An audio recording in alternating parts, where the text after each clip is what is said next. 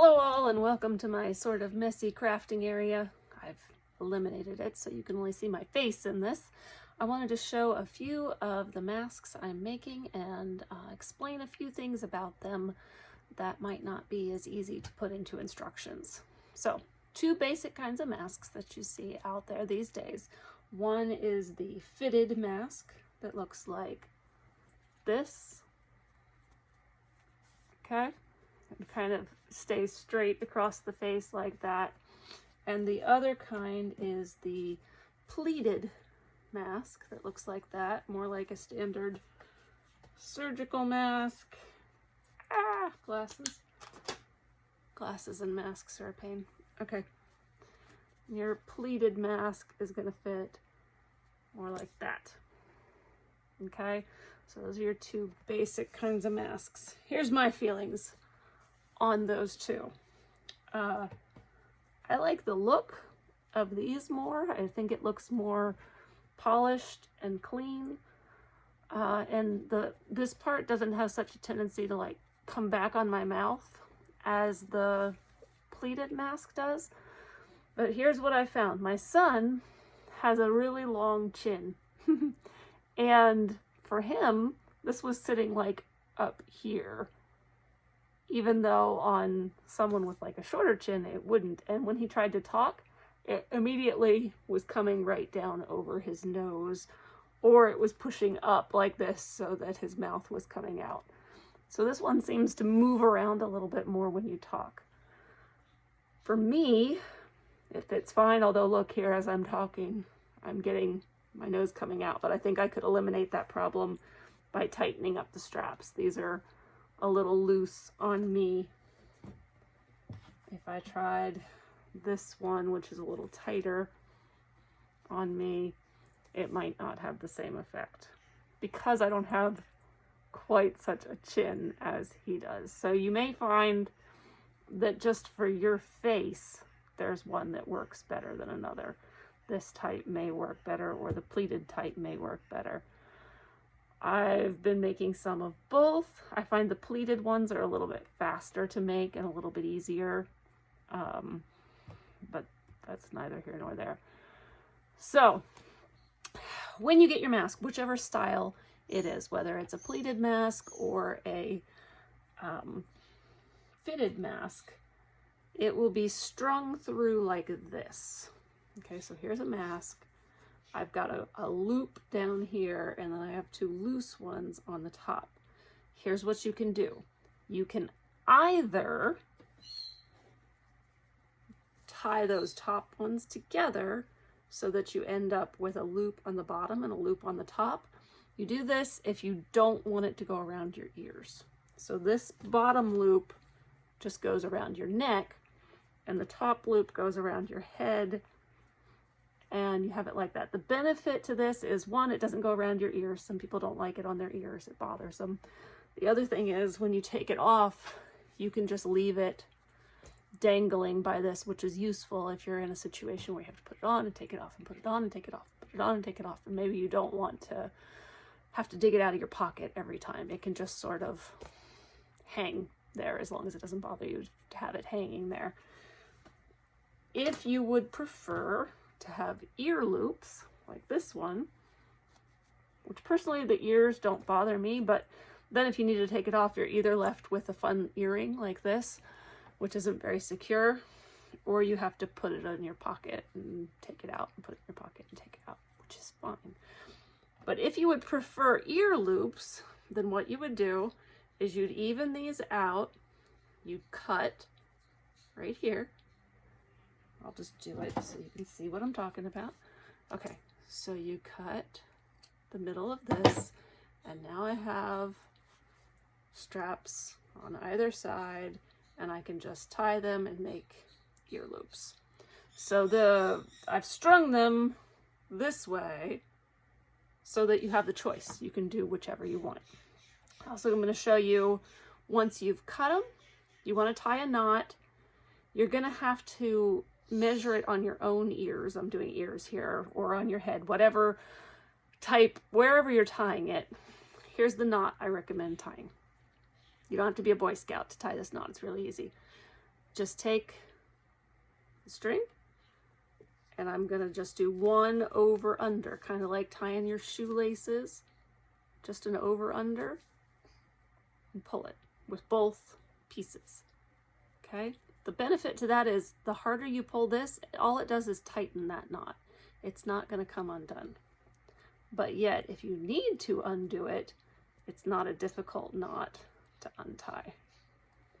So here, I'm just pulling that out and undoing it because, oh, oops, I made it too big or too small.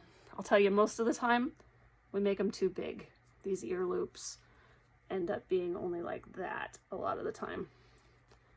So once you've tied your knot and you're sure it's the right size, pull it as tight as you can so that that knot gets small, like as small as you can make it. And then you can turn this around and pull the knot down into the sleeve. That, and cut off any extra that's here. Leave just a tiny bit so that it doesn't mess with the knot, but not a lot. And then you can pull the knot inside of this little sleeve. Sometimes it takes a little bit of finagling and working to get it in there, but I haven't shrunk this one down as much as I could if I really pulled that tight. Pull it into the sleeve and then you'll be left with just a loop like that that looks nice and clean instead of that. And you can do the same thing if you're doing this type where you have a top and a bottom. You only have to tie one knot and then you can work that knot into one of the sides and make it disappear.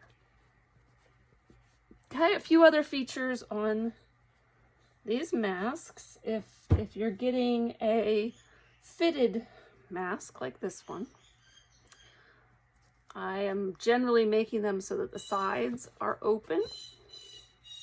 That way you have the option of inserting another piece of filter between the two layers. You don't have to, but the option is there. Also,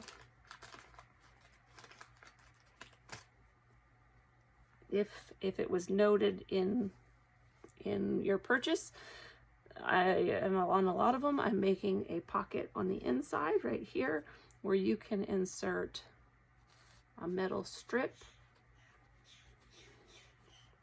so that you can then bend that to make it fit against your nose, which if you wear glasses like I do, you're going to want that because otherwise your glasses are fogging up all the time.